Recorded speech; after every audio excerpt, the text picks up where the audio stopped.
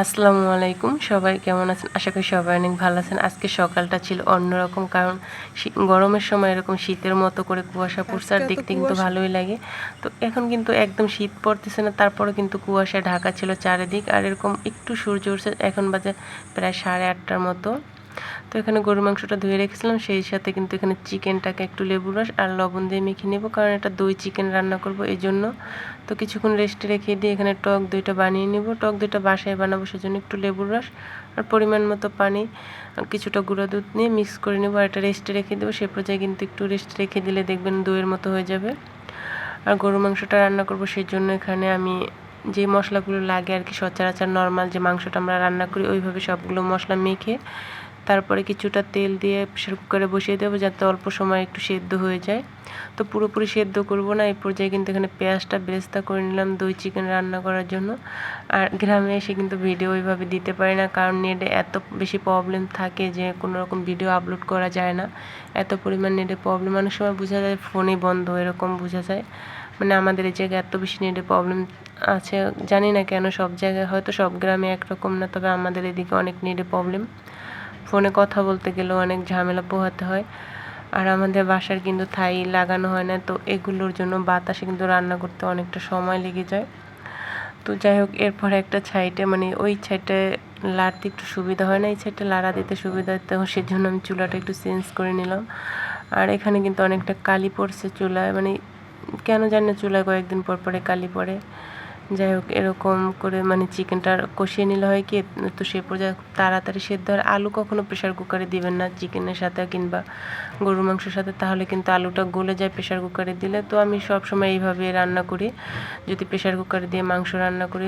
যেহেতু সিলিন্ডার গ্যাসে কিন্তু অনেক গ্যাস টানে, তো সেজন্য আমি সবসময় চেষ্টা করি প্রেশার কুকারে একটু সেদ্ধ করে তারপর রান্না করতে। আর গ্রামে যে এত পরিমাণ মানে বাতাস, অনেক বাতাস, কোনো রকম ফ্যান লাগবে না এরকম বাতাস, তো ভালোই লাগে গরমের সময় এরকম ঠান্ডা বাতাস খেতে। তো চিকেনটাও ভেজে তারপর এখানে মাংসটাও সেদ্ধ হতে, মানে আলুটা সেদ্ধ হওয়া পর্যন্ত রান্নাটা করব। তো এখানে কিছুটা পেঁয়াজ আর আদা রসুন বাটা দিয়ে কিছুটা পানি দিয়ে দেবো, যাতে মশলাটা না পুড়ে যায় আর কি। তো এখানে দই চিকেন রান্না করব, সেই জন্য এখানে যে রোস্টের মশলাটা থাকে, তো প্যাকেটের অর্ধেকটা মশলা দিয়ে দেবো, পরিমাণে যতটুকু আমার দরকার অতটুকুই। তো এই মশলাটা কিছুক্ষণ কষানো হয়ে গেলে সেই পর্যায়ে ভেজে রাখা চিকেনটা দিয়ে দেবো। এটা ছিল ব্রয়লার মুরগি, আপনারা কিন্তু যে কোনো মুরগি দিয়ে রান্না করতে পারেন আপনাদের পছন্দ মতো। তো আর এই দই চিকেনটা খেতে কিন্তু ভালোই লাগে। আর প্লিজ অবশ্যই পেজটাকে একটা ফলো দিয়ে পাশেই থাকবেন। যদি কেউ ইউটিউব থেকে দেখে থাকেন তাহলে ইউটিউব চ্যানেলটি সাবস্ক্রাইব করে দিবেন। তো এখানে চিকেনটাকে ভালোভাবে কষিয়ে তারপর কিন্তু আমি টক দইটা দিয়ে দিছিলাম, আর এরপর মিষ্টি দইটাও দিয়ে দেবো। পরিমাণে একটু মিষ্টি দইটা বেশি দেবো, যাতে খেতে একটু মিষ্টি টাইপের হয়। আর চিকেন এইভাবে রান্না করলে আমার কাছে মিষ্টি লাগলে একটু ভালো লাগে, কারণ এটা পোলাওর সাথে খেতে কিন্তু দারুণ, অবশ্যই ট্রাই করবেন। তো এখানে কেউ চাইলে লিকুইড দুধটাও দিতে পারেন, আর আমি এখানে গুঁড়ো দুধ দেবো। তো যার যেটা পছন্দ ওই পরিমাণে দিতে পারেন, আর গুঁড়ো দুধ দিলে একটু টেস্টটা ভালো আসে আর কি।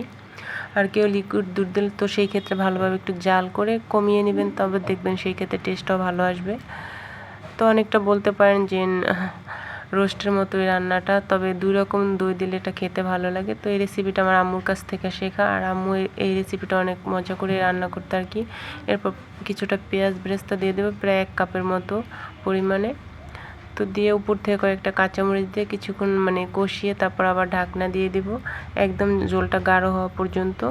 তো সেই পর্যায়ে এখানে কিন্তু কিছুটা চিনি দিয়ে দেব, আর চিনির পরিমাণটা একটু কম দেব, 4 চামচের 2 টেবিল চামচ হবে আর কি। তারপর ঢাকনাটা দিয়ে চুলার আঁচ মিডিয়াম আঁচে রেখে তারপর রান্না করে নেব। আর এই পর্যায়ে কিন্তু আলুটাও সেদ্ধ হয়ে গেছিলো। তো সবশেষে নামানোর আগ পর্যায়ে কিছুটা পেঁয়াজ বেরেস্তা উপর থেকে ছড়িয়ে দেব। তো এই রান্নাটা হয়ে গেছে। আর এখানে কিন্তু পোলাওটাও রান্না করতেছিলাম, কারণ এখন প্রায় অন্ধকারের মতো হয়ে গেছে, মনে বোঝা যাইতেছিল যে রাত, তাই লাইট জ্বালিয়ে নিয়েছিলাম। ভিডিওটি ভালো লাগলে অবশ্যই শেয়ার করে দেবেন। সবাই ভালো থাকবেন, সুস্থ থাকবেন।